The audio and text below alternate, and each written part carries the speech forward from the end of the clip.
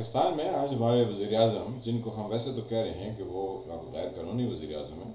کیونکہ زبردستی وہ بیٹھے ہیں، لیکن آج انہوں نے جو بات کی یہ ایک ریجنل سیکیورٹی کے جو پرابلمز ہیں اس میں کو 18 ممالک کے وفود شامل تھے، کچھ آفیشیل تھے،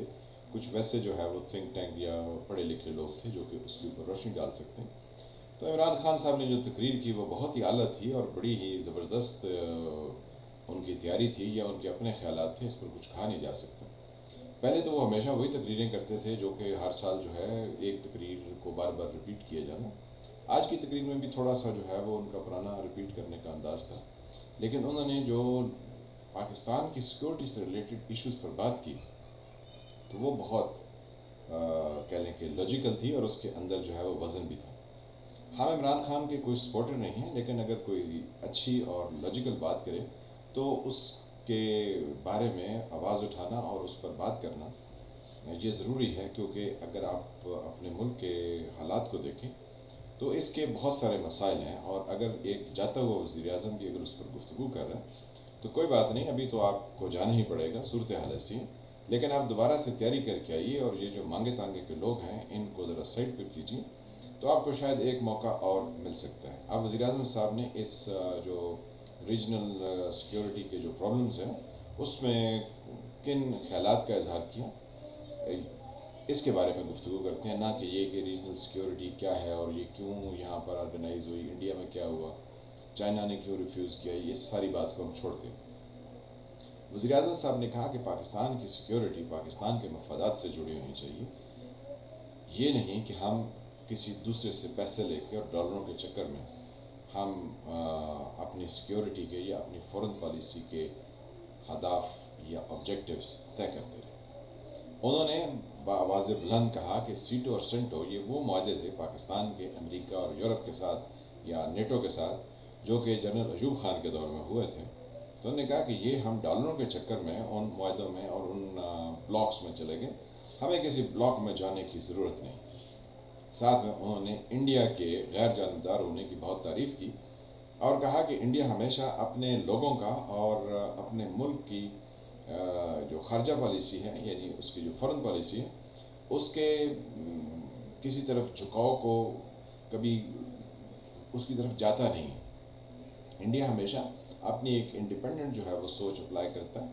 اور اس کی انہوں نے بہت زیادہ تعریف کی۔ پھر آگے چل کے انہوں نے کہا کہ ہم نے پھر ڈالروں کے چکر میں افغانستان میں پنگا لے لیا، یعنی افغانستان میں ہم اس لیے نہیں گئے تھے کہ ہم افغان لوگوں کی مدد کریں، بلکہ ہم اس لیے چلے گئے کہ ہم جو ہے وہ ڈالروں کہ ہمیں ڈالر ملتے رہیں گے تو ہم جو ہے نا وہ اپنی اکانومی کو چلاتے رہیں گے۔ تو یہ سیدھا سیدھا انہوں نے جو ہے نا وہ پاکستان کی اسٹیبلشمنٹ کو چارج شیٹ کر دیا، کیونکہ یہ اسٹیبلشمنٹ ہی تھی جو امریکہ کی طرف کی۔ آپ پرانی ویڈیو کلپس اب تو کیونکہ سوشل میڈیا کا زمانہ ہے تو آپ دیکھ سکتے ہیں کہ جب ایوب خان گئے تو اس وقت پاکستان کی بہت قدر و منزلت تھی اور بہت اہمیت تھی، تو پاکستان کے صدر کو وہاں کیسے ریسیو کیا گیا، لیکن جب پاکستان ایک پکے ہوئے پھل کی طرح امریکنز اور نیٹو کی جھولی میں جا گرا تو پھر پاکستان کا وہی حاشر ہوا جو کہ ہم ابھی پچھلے کئی طرح کے وزراء اعظم کے امریکہ کے وزٹس یا نیٹو کے وزٹس دیکھتے ہیں تو ہمیں پتہ چلتا ہے کہ ہماری اوقات کیا ہے۔ تو اس کا ذکر وزیر اعظم صاحب نے بھی کیا۔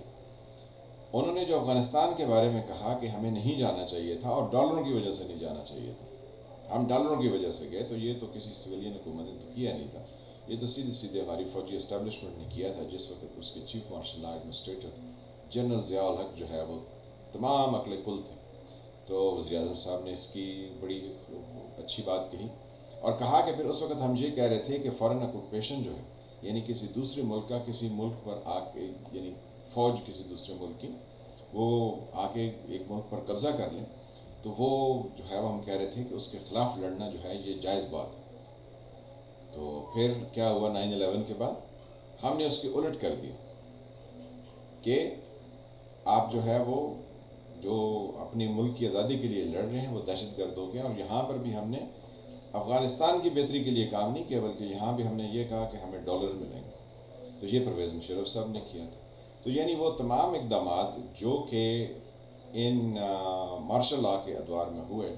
عمران خان نے صاف صاف جو ہے نا وہ وہاں پر اپنی فوجی اسٹیبلشمنٹ کو یہ بتا دیا کہ جناب آپ نے سب جو ہے وہ غلط کیا.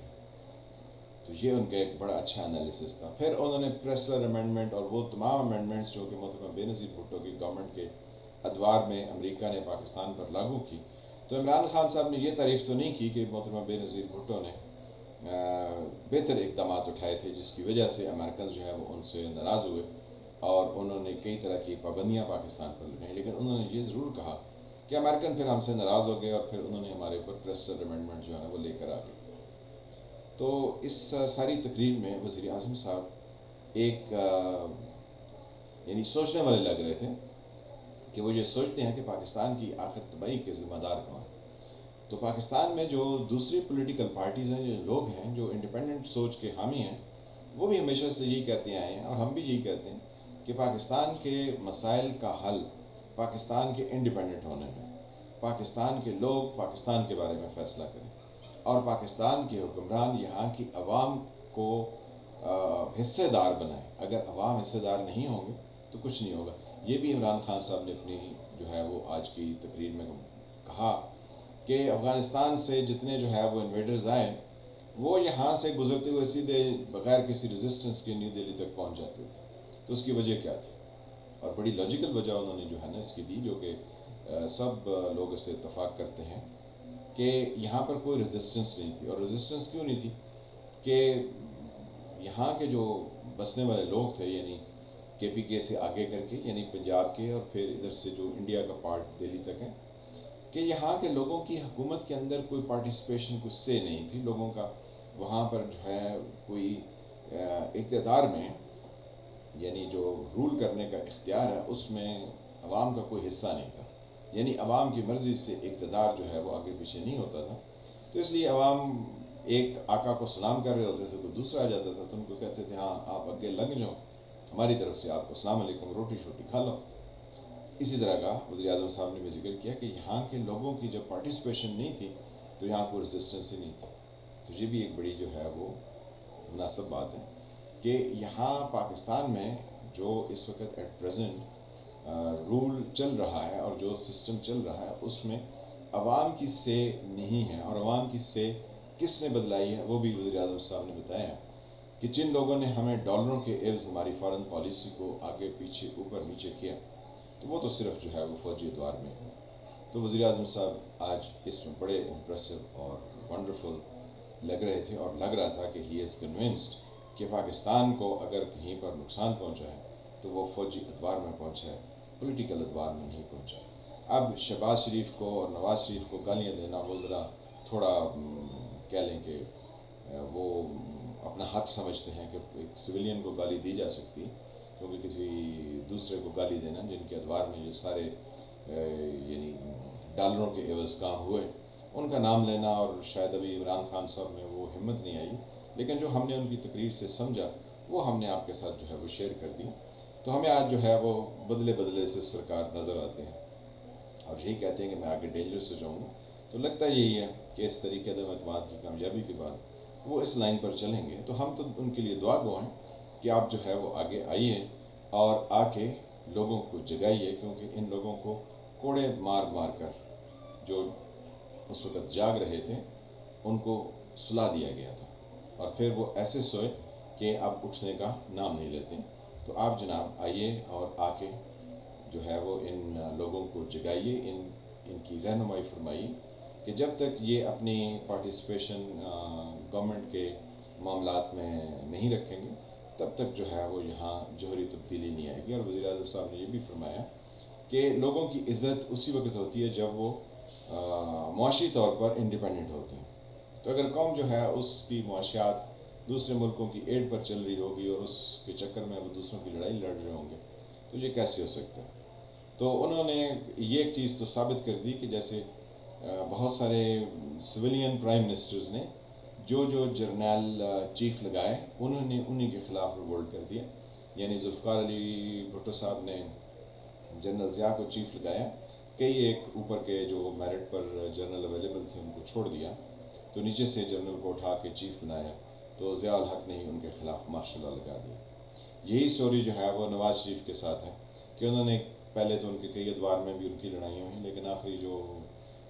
99 میں ہوئی اور انہوں نے مشرف کو نیچے سے اٹھا کے اوپر لگایا تو مشرف نے ہی ان کا تختہ پلٹ دیا۔ اب ہسٹری نے ایک اور کروٹ لی ہے کہ ہماری فوج نے کئی طرح کے سویلین جو ہے وہ پرائم منسٹر لگائے،